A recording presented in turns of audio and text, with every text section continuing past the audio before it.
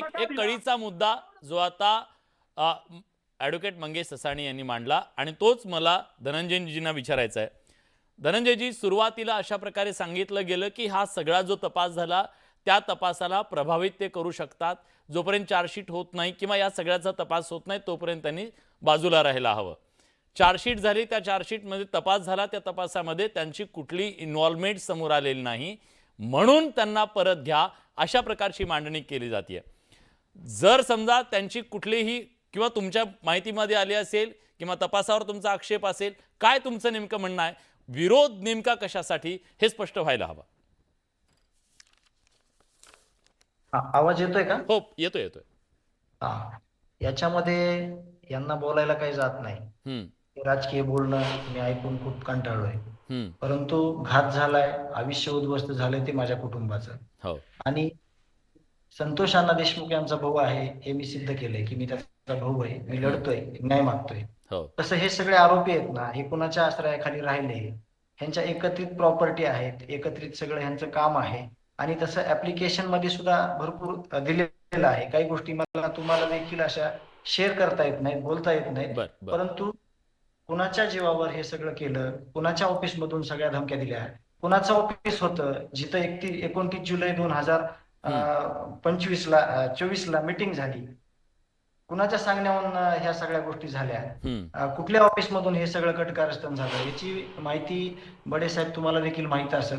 आणि मला तुम्हाला एक बोलायचंय की तुम्ही, मला आठवतंय मी आणि वैभवी ज्यावेळेस तुमच्या समोर बसलो आणि तुम्ही जे अश्रू ढाळले आणि आमच्या वैभवीचे आणि माझ्या अश्रू जे तुमच्या डोक्यात घेतले, डोळ्यात घेतले, ते अजून देखील मला असं नाही वाटत की तुमचे उतरले असतील. हे बोलणं किंवा व्यक्त होणं ह्या गोष्टी चालत राहतील, परंतु हो. आम्हाला न्याय पाहिजे. आम्ही न्यायाच्या भूमिकेत आहोत आणि काही गोष्टी तुम्हाला देखील आम्हाला सांगता येत नाहीत. काही तपासाचे भाग म्हणून सप्लिमेंटरी बरोबर. चार्जशीट तयार होत आहे, त्याच्यामुळं आम्ही तिथं सगळ्या गोष्टी स्पष्ट केलेल्या आहेत. एवढंच आहे की याचं कुठंही राजकारण होत नाही. सगळ्या स्तरातले, सगळ्या जाती धर्मातले लोक ह्या कुटुंबासोबत आहेत. याचं स्पष्टीकरण देत बसलं तर आरोपीचे काही लोक त्या लोकांकडे जातील आणि की इथं पुन्हा जात धर्म करत बसतील, म्हणून आम्हाला काही गोष्टी शेअर करता येत नाहीत. मला काही बंधन आहेत म्हणून मी सांगत नाही. मी सगळ्यांना विनंती करतो की आमच्या कुटुंबाच्या न्यायाच्या भूमिकेमध्ये सगळ्यांनी नुसतं बोलून नाही तर तन मन धनाने राहावं आणि न्याय मिळवून द्यावा, हे माझं म्हणणं आहे. ठीक आहे ताई, सध्याची सगळी परिस्थिती बघताय, आक्रोश आहे, आजही कुटुंबाच्या मनात ती भीती आहे, दहशत त्यांना वाटते आहे. आणि सगळ्यात महत्त्वाचं म्हणजे न्यायाची जी प्रक्रिया आहे ती प्रक्रिया बाधित होऊ शकते आणि त्यामुळे न्यायाची प्रक्रिया पूर्ण होईपर्यंत या सगळ्या गोष्टींना आमचा विरोध असेल असं त्यांचं म्हणणं असेल तर मग त्यांचं चुकलं काय? कारण सरकार म्हणून तुमची जबाबदारी आहे की त्यांना फ्री अँड फेअर म्हणजे तसं वातावरण देणं किंवा तो विश्वास देणं. तर त्यांना तसं वातावरण देण्यासाठी त्यांच्या घरावर जे संकट झालं, जो त्यांच्या भावाचा निर्गुण खून झाला, त्याच्यामध्ये तुम्ही बघितलं असेल की कुठेही तपासाला साधे म्हणजे कुठली मुभा दिलेली नाहीये. उलट तातडीने महायुतीने पोलीस जी बीडची परिस्थिती आधीची होती, आता एक लक्षात घ्या, ते बोलताना बोलून गेले की कोणाच्या मिटिंगा झाल्या, कोणाच्या प्रॉपर्टी बरोबर होत्या, कोण संबंधातले होते. आता जे आरोपी आहेत ते आरोपी आणि धनंजय मुंडे यांचे संबंध हे सगळ्या महाराष्ट्राला माहिती आहेत. त्याच्यामुळे ज्यांनी त्यांच्यावर जे आरोप ठेवण्यात आलेले आहे तो गुन्हा या ठराविक यांनीच करायला लावला हे सिद्ध होऊ शकत नाही. निश्चित त्यांना न्याय मिळणार, मेहरबान कोर्टाकडनं न्याय मिळणार. परंतु एक लक्षात घ्या, मी धनंजय भाऊ यांना काही बोलू शकत नाही, कारण का त्यांच्यावर आलेले संकट हे फार मोठे, त्यांची लेकरं बाळ, या सगळ्या गोष्टी हे निशब्द आहेत आपण त्या गोष्टीमध्ये.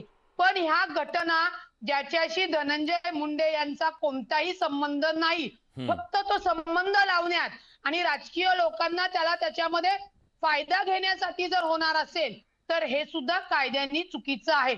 आणि तिथे त्यांची प्रक्रिया चांगल्या पद्धतीने चालावी, चार्जशीट व्हावी, म्हणूनच धनंजय मुंडे यांनी राजीनामा दिला ना.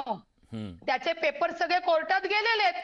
त्याच्यामध्ये जर त्यांचा कोणताच संबंध दिसून कायदेशीर एवढी घाई काय आहे, एवढी घाई काय आहे असा पण प्रश्न विचारला जातो. आणि मी तुम्हाला ॲडव्होकेट ससाणे जर तुम्हाला पण विचारतोय, एवढी घाई काय आहे? घाईचा विषय नाहीये. एक लक्षात घ्या, एक खटला चालतोय, तो खटला कायदेशीर पद्धतीने जाणार आणि मंत्रिपदाचा कोकाट्यांचं जे काही पद आता राजीनामा घेतलेला आहे, त्यांना जी कोर्टाने शिक्षा दिली म्हणून त्याच्यामध्ये पक्षाची ही प्रक्रिया आहे. आपण हे लक्षात घेतलं पाहिजे की कोणीतरी खून केलाय हे राजापूरकरांना वाटतं किंवा हा संशय म्हणून धनंजय मुंडेंना मंत्रिपद देऊ नये. तर उद्या राजापूरकर भाऊंच्या जर हद्दीत काही झालं तर मी म्हणायचं त्यांनीच ते केलंय, त्यांना तातडीने पक्षातनं निलंबित केलं पाहिजे. ही मागणी योग्य राहील का?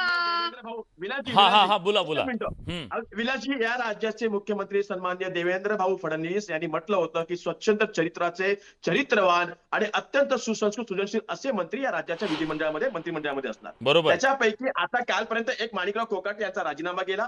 तो अजितदादा पवार यांच्या पक्षाचे होते. त्यांनी काय राजीनामा दिला हे तुमच्या चॅनलवरती पाहिलेला आहे.